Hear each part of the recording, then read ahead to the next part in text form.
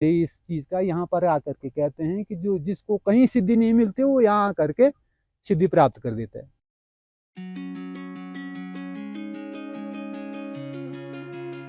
Hello everyone, good morning. स्वागत है आपका हमारे एक और नए ब्लॉग में उत्तराखंड के खूबसूरत से गांव, मेरे गांव राशि गांव से।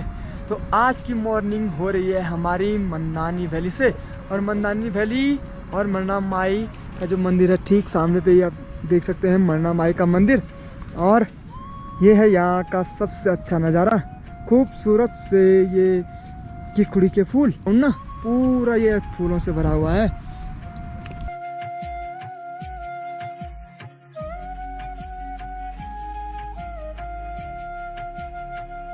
आज हमारा यहाँ पहला दिन और यात्रा का चौथा दिन है मंदानी में। आज हमारा विचार, वैसे तो हम सोच रहे हैं कि हम आधे रास्ते निकल जाएं, क्योंकि कल हमें ना बहुत ज़्यादा चलना पड़ेगा। इस वजह से हम सोच रहे हैं आधे रास्ते से आज निकल जाएं, और फिर जब कल ये लोग यहाँ से आए तो हम आधे रास्ते से फिर आगे बढ़ जाएं।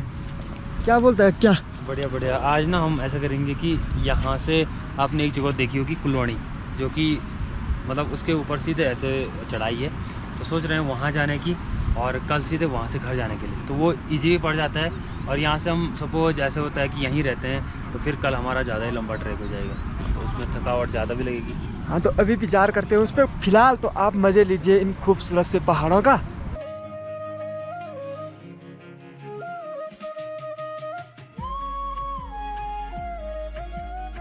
अभी यहाँ पे फिलहाल फोटो शूट करने के बाद अब चलते हैं मंदिर में।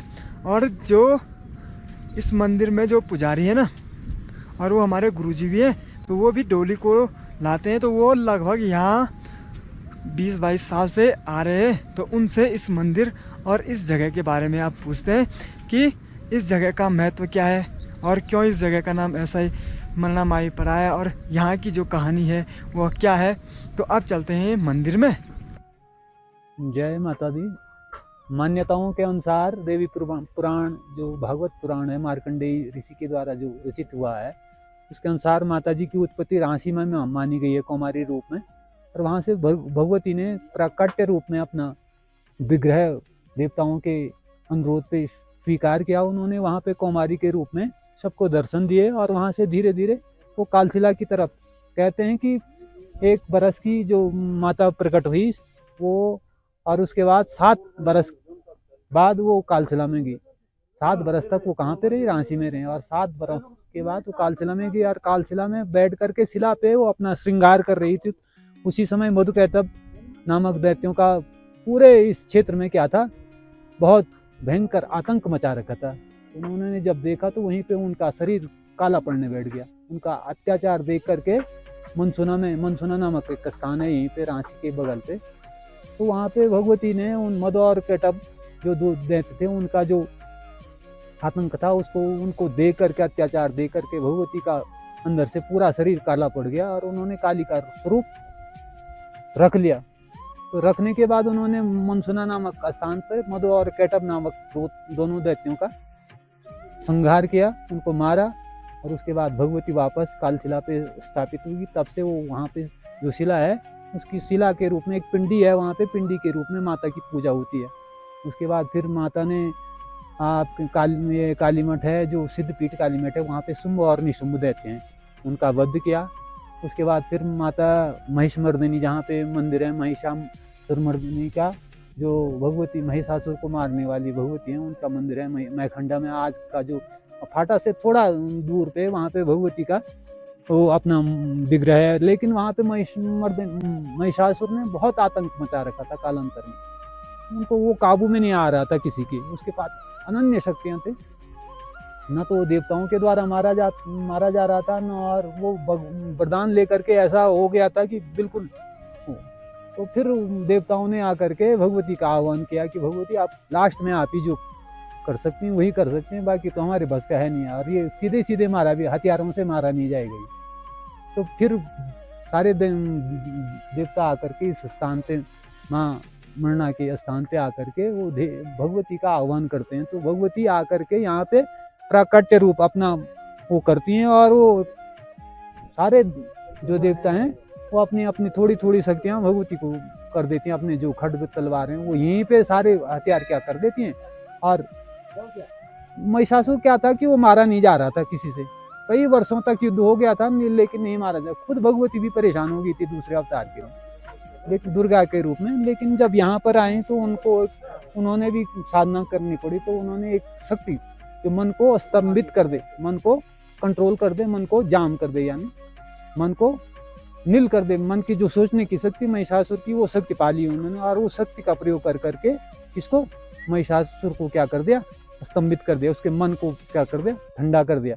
तो जब वो ठंडा हो गया तो वो हिल डुल नहीं सकता। तो इस प्रकार से लास्ट में भगवती ने उस रूप में उसको क्या कर दिया, मार दिया। तभी मार पाई भगवती भी उसको। तो उसके बाद यही कहानी है, यहाँ पर भगवती ने आ करके यहीं पर महिषासुर का वध किया और वहीं पर शिला के रूप में अवस्थित होगी। उस शिला के नीचे कहते हैं कि महिषासुर को वश कर दिया है और उसके ऊपर स्वयं विराजित होकर के अपने सारे खड्ग तलवार सारे इस मैदान में क्या करेंगे। अभी आपको प्रमाण मिलेगा, यहीं पे खड्ग ताल है। तो वो कहते हैं कि वो खड्ग जो क्या था, बहुत सारी शक्तियां उसमें होगी, तो वो भी काबू में नहीं आ रहा था। तो भगवती ने उसको जमीन के अंदर दबा दिया। तो अभी आप देखेंगे वहीं पे जाकर के आप देख लेना, ये तो प्रत्यक्ष प्रमाण है। बिल्कुल खड्ग के समान एक तालाब है वहां पर। तो वो खड्ग क्या है, वो वहीं पे दबा हुआ है आज भी। भगवती ने अपना खड्ग वहीं पे रख दिया था। और यही कहानी है। उसके बाद सारे दैत्य क्या होगा, महिषासुर के बाद क्या होगी, ये हमारा जो क्षेत्र है पूला काली मठ वाला क्षेत्र, मार्कंडेय ऋषि का, तो ये कालीफाट का क्षेत्र कहते हैं हम इसको। मैं ये कहाँ से, नीचे उखीमठ के बगल से मनसुना पड़ता है, वहां से लेकर के कालीमठ मैखंडा वाला और सीधे चौखंबा की जड़ पे मार्कंडेय ऋषि का स्थान है। तो वहां तक का ये पूरा क्षेत्र हमारा क्या है, कालीफाट का क्षेत्र है। तो यहीं पे आकर के तब बाद में मार्कंडेय ऋषि ने क्या किया, पूरी चंडिका लिखी और भगवती की महिमा का गुणगान किया अपने 13 अध्याय में। तो ये इसका सार है। और ये इस चीज का यहाँ पर आकर के कहते हैं कि जो जिसको कहीं सिद्धि नहीं मिलती वो यहाँ आकर के सिद्धि प्राप्त कर देता है। जिस खड़क ताल के बारे में गुरुजी ने आपको बताया ना, अभी मैं उसी खड़क ताल पे आया हूँ। तो आप खड़क ताल को देख सकते हैं। ये यहाँ से ये पूरा ये और ये सामने ये खड़क ताल है ये पूरा। तो जो उन्होंने बताया ना, वो सुन के ना काफ़ी अच्छा लगा। और वो ना लगभग यहाँ हर बार इस यात्रा का हिस्सा बनते हैं। यहीं पे मंदिर के ठीक बाईं साइड पे है क्षेत्रपाल बाबा जी का मंदिर। इस क्षेत्र की रक्षा करने के लिए यहाँ पे क्षेत्रपाल बाबा जी का मंदिर है। तो यहाँ पे देख सकते हो आप, जय हो क्षेत्रपाल बाबा जी।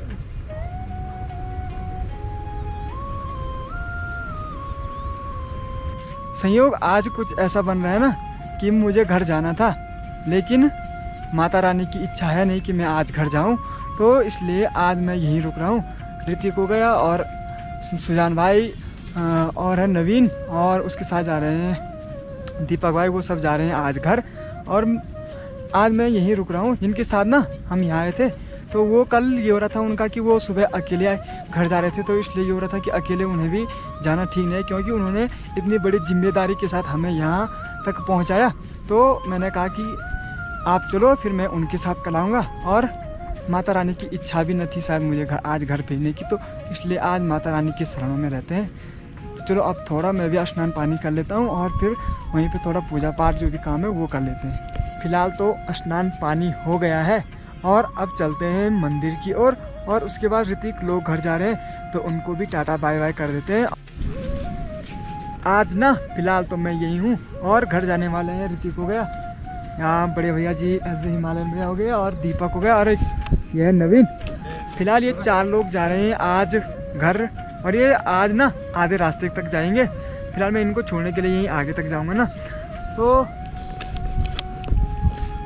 कैसा चाचा जी को बाय बाय बोलने का टाइम आ गया है। तो अब हम चलते हैं यहाँ से डायरेक्ट कुलवाणी के लिए, जहाँ हम कल आपने देखा होगा जहाँ शिवरा समुद्र के नीचे पे जो बुग्याल था ना, वहाँ जाना हमने आज। ये लोग आधे रास्ते तक जाएंगे ना आज, क्योंकि ना इसके भी थोड़ा बैक पेन का सीन है। तो इसलिए अगर हो सकता है तो उससे आगे निकल जाएंगे ये जितना टाइम इनको होगा। तो फिलहाल इनको छोड़ने चलते हैं आगे तक और मिलते हैं आपको थोड़ी देर में। फिलहाल तो इनकी तैयारी हो गई है घर जाने की। और मेरे साथ है मेरा छोटा भाई, DVK ब्लॉग्स मतलब दीपक भट्ट।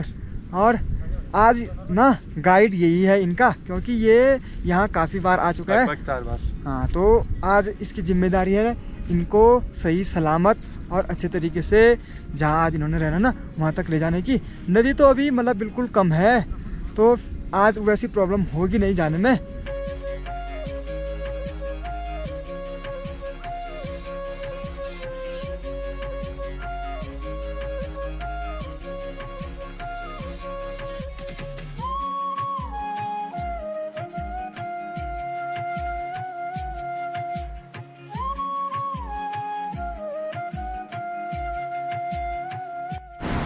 फिलहाल ना जो सबसे मेन काम था नदी पार करने का, वो उन्होंने नदी अच्छे तरीके से पार कर ली है। नदी का पानी कम था लेकिन फिर भी ठीक ही था और अच्छे तरीके से वो पहुंच गए हैं। मन्ना माई की कृपा से सब चीज़ अच्छा हुआ। चलो अब मैं भी चलता हूं अपने मन्ना माई के दरबार में, और मन्ना माई से मैं यही प्रार्थना करूंगा कि उन्हें अच्छे तरीके से मतलब बिना किसी बाधा के उनके जो आज का जो गंतव्य स्थान है ना वहाँ पे अच्छे तरीके से पहुँचा दे। फिलहाल ना यहाँ पे हो रही है भोग की तैयारी। इसका भजन सब गा भी नहीं सकते। अभी ना अंदर हो रहा है हवन और थोड़ी देर बाद मन्ना माई को भोग चढ़ेगा, तो फिलहाल चलते हैं वहाँ पे हवन में।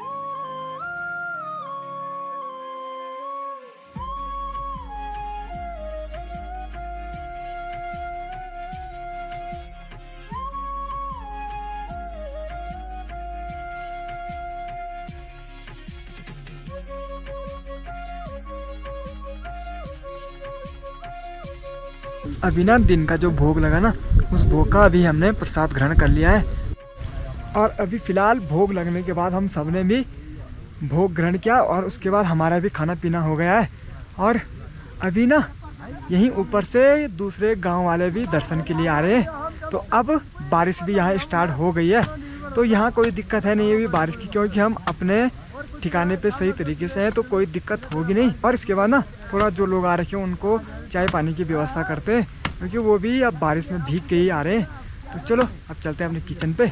आज मैं मंदानी में था तो मैंने सोचा क्यों नहीं इसी जगह को आज एक्सप्लोर किया जाए, तो मैं आ गया हूँ मंदानी के ठीक ऊपर पे। तो यहाँ पे देख सकते हो, यहाँ से नीचे ना यहाँ ठीक सामने पे यहाँ पे है मंदिर, ये पूरा यहाँ से। और अभी हम आ रखे हैं इस वाली पीक पे। मैंने सोचा वहाँ पे भी हमने आज करना क्या था, तो फिलहाल हम यहाँ थोड़ा इधर उधर घूम लेते हैं। तो अभी इस वाले टॉप से ना जो नीचे का व्यू दिख रहा है ना, वाह क्या, थोड़ा अगर मौसम और साफ होता ना तो इससे और अच्छा दिखना था। यहाँ से हम आए, यहाँ से होते हुए ना ठीक यहाँ पे, यहाँ पीछे का नज़ारा ना कुछ इस तरह से।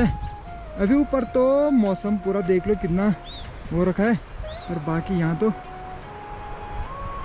नदी क्रॉस करने के लिए ना हमें लगभग यहाँ आना पड़ता है। तो आप देख सकते हो ठीक सामने यहाँ पे है मंदिर, और यहाँ से लगभग आधे किलोमीटर ऊपर यहाँ जहाँ पे ये दो साइड ही पानी जा रहा है ना, तो यहाँ पे हमने नदी को क्रॉस करना पड़ता है। अभी जहाँ हम मंदिर के ठीक ऊपर घूमने गए थे ना, अभी वहाँ से वापस आ गए हैं। तो वहाँ हमने हल्की हल्की बारिश हुई, तो इस वजह से हम जल्दी जल्दी वापस आ गए। अब ना थोड़ी देर बाद करते हैं खाना खाने की तैयारी, और साथ में अब आरती का टाइम भी हो गया है, तो पहले आरती में चलते हैं और फिर चलते हैं खाना बनाने के लिए। आज ना फिर हम यहाँ बहुत सारे लोग हैं, क्योंकि कुछ लोग ना इस दूसरे वाले रूट से भी आए थे। तो आज हो सकता है कि हमें भगवान जी के चरणों में सोने का मौका मिले, क्योंकि जहाँ हम सो रहे थे आज हम वहाँ उन लोगों की सुला देंगे, क्योंकि पहले उनकी व्यवस्था करना हमारा पहला काम है, क्योंकि वो हमारे लिए मेहमान है। और आज हम मंदिर के बाहर पे सोएंगे। तो चलो अभी आपको मिलते हैं हम आरती में।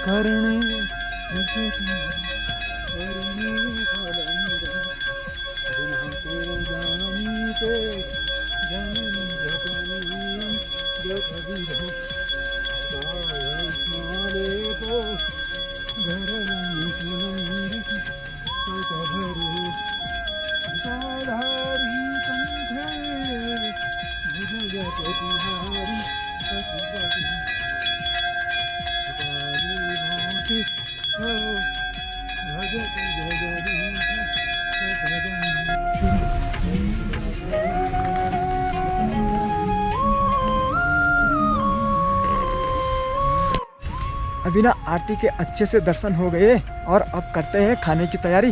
चलो चलते हैं अपने किचन में और देखते हैं कि आज खाने में क्या क्या बन रहा है।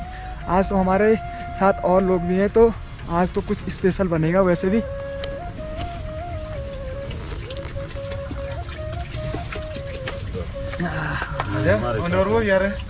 ये है आज के हमारे कुक में।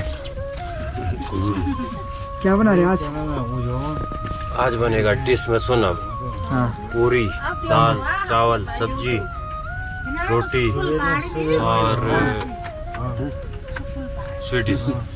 स्वीट डिश में क्या है? इलायची, इलायची। आज ना हमारे साथ इतने सारे और मेहमान लोग भी हैं।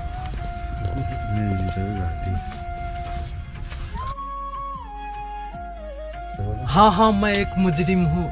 जुर्म की काली दुनिया के लोग मेरे नाम से भी कांपते हैं। इंसानियत के नाम पर बद्दुआ धब्बा हूँ मैं जानता हूँ कि तुम मेरी नाम से भी नफरत करती हो और मुझे बहुत बुरा गलत इंसान समझते हो, लेकिन मेरा ये विश्वास है कि दुनिया का कोई भी इंसान बुरा आदमी नहीं होता। कोई चोर अपनी खुशी से चोरी नहीं करता, कोई डाकू अपनी खुशी से डाका नहीं डालता, कोई तवायफ अपनी खुशी से अपनी जिस्म नहीं बेचती।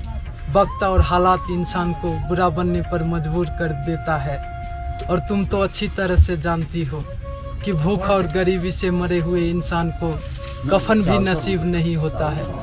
तब से मैंने ज़िंदगी में सिर्फ एक ही चीज़ सीखी है, एक ही सबक पाया है कि दुनिया में गरीब पैदा होना कोई जुर्म नहीं, कोई पाप नहीं, लेकिन गरीब मरना सबसे बड़ा जुर्म है और सबसे बड़ा पाप है।